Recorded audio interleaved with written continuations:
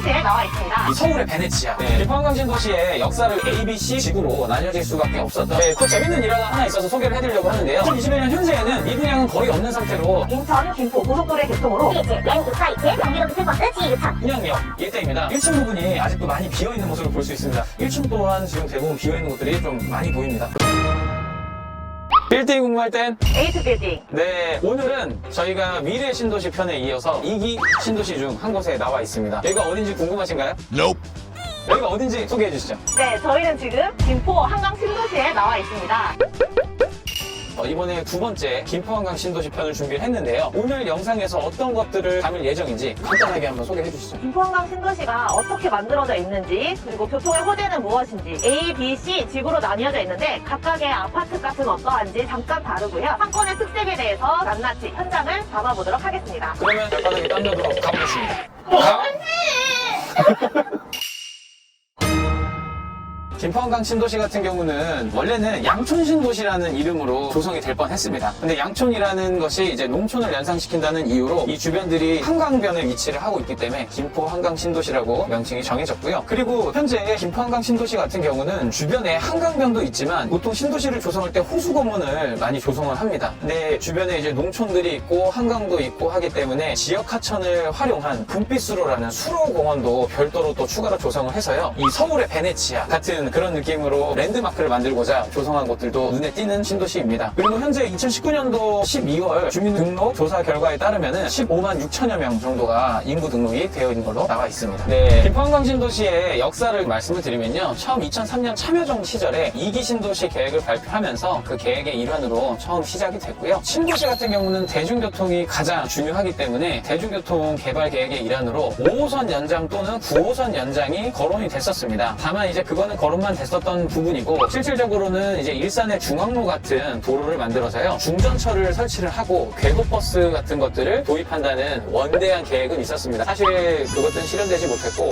가장 큰 문제가 이 지역은 북한과 인접한 지역이기 때문에 사실상 군사시설 보호구역이 대부분 지정이 되어 있었거든요. 그러다 보니까 이 국방부에서 많은 반대를 하면서 마찰이 일어나서 2004년에 기존에 498만 평 예정이었던 부지가 150만 평까지 줄어드는 그런 수모를 겪기도 했습니다. 사실 그것들을 조금 조정을 해서 2005년도에는 구례와 장기, 운양동을 포함한 358만 평 규모로 최종적으로 확정이 돼서 도시가 조성이 되게 되었습니다. 그리고 김포한강 신도시 같은 경우는 장기지구가 2002년부터 2010년에 가장 먼저 사업을 시작했고요. 그때 또 이 장기지구를 중심으로 해서 김포에 경전철 사업이 추진이 되면서 19년도부터 김포 경전철이 완성이 돼서 여러분들이 잘 아시는 김포공항 9호선에서 환승을 통해 가지고 김포한강 신도시로 이렇게 들어올 수 있게끔 조성이 되어 있습니다. 그리고 2010년부터는 본격적으로 다른 지구들도 이제 사업을 진행을 하면서요. 2012년도 연말에 본격적으로 입주를 시작했습니다. 사실 이 지역이 앞서 말씀드린 것처럼 군사시설 보호구역이었기 때문에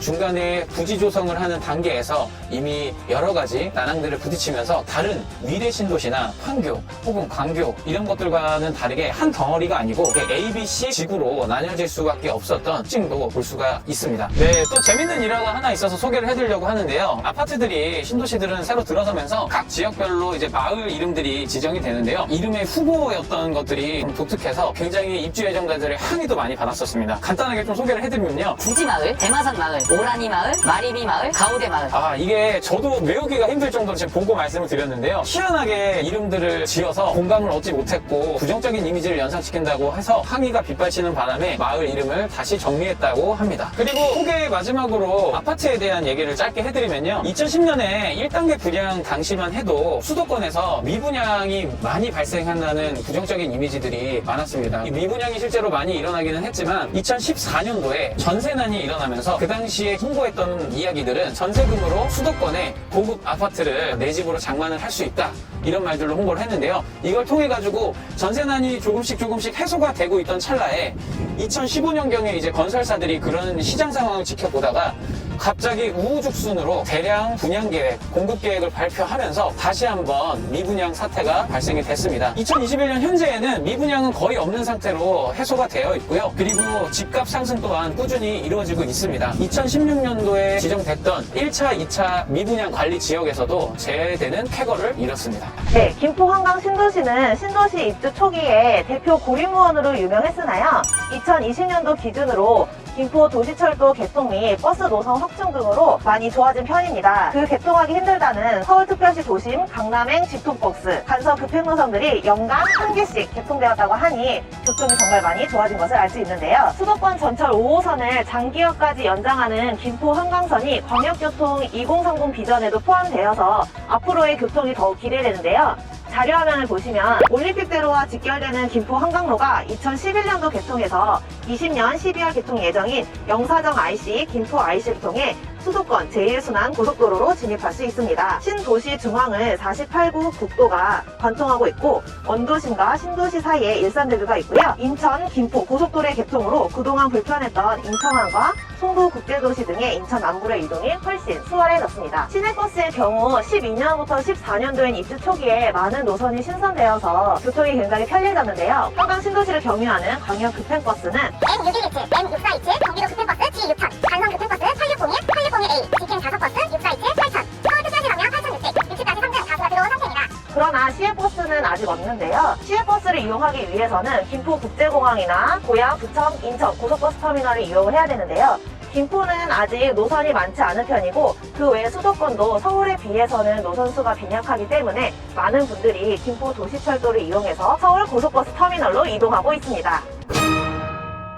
저희는 이제 첫 번째 지구 소개를 하기 위해 나와 있는데요. 여기는 바로 A지구인 문양역 일대입니다. 지금 상권이 어떻게 형성이 되어 있는지 한번 직접 돌아다니면서 살펴보도록 하겠습니다. 한번 가보실까요?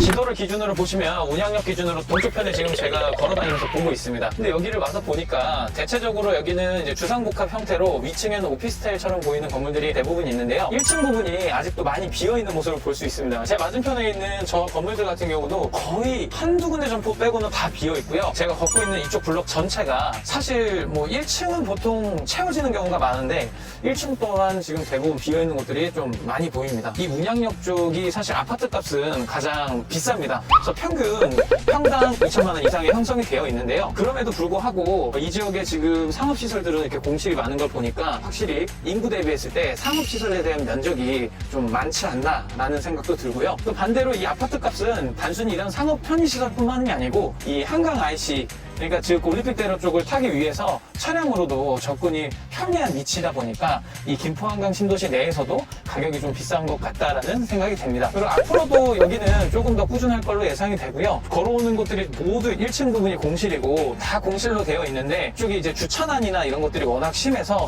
문제들이 많았는데요. 지금 복합 환승센터랑 주차시설을 확충하는 작업을 하고 있어서 저희 자료 화면을 한번 참조해 보시면 좋을 것 같습니다. 네, 메인 교차로에 나와 있는데요. 문양역 기준으로 여기가 가장 메인 사거리이고요. 여기는 보시는 것처럼 흔히 아시는 그런 대형 프랜차이즈 업체들도 많이 들어와 있고 공실을 좀 찾아보기 어려울 정도인데요. 지금 보시는 것처럼 저 대각선 쪽에는 스타벅스도 들어와 있고요. 여러분들 요즘 잘 아시는 명륜 진사갈비도 들어와 있네요. 그리고 제가 지금 걷고 있는 이 지역이 바로 문양역을 기준으로 해서 서쪽 블럭인데요. 서쪽 블럭은 아까 동쪽 블럭하고는 달리 상가들이 모두 전층이 간판이 빼곡히 붙어 있는 걸 볼 수 있습니다. 그래서 1층뿐만이 아니고 이 상층부까지도 저렇게 다 차 있는 모습들이 보일 수 있고요. 지금 둘러보고 있는데 공실은 거의 없는 걸로 판단이 됩니다. 네.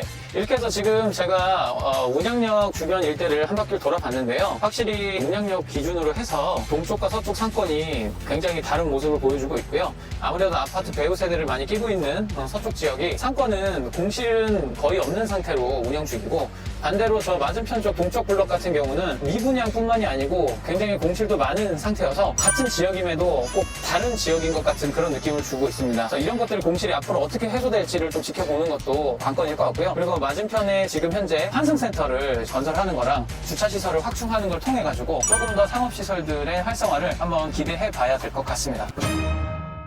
장미역 앞에 나와 있는데요. 굉장히 빼곡하게 전혀 빈 공간이 없이 차 있는 것을 볼 수 있습니다. 지금 제 뒤에 카메라에도 보이지만 이 상가들이 상당히 많이 비어 있습니다. 수질 관리도 조금 안 돼 있는 모습이에요. C지구에 나와 있는데요. 이 이마트가 개장을 하게 되면서 불상권이 가장 메인 길에 나와 있는데요.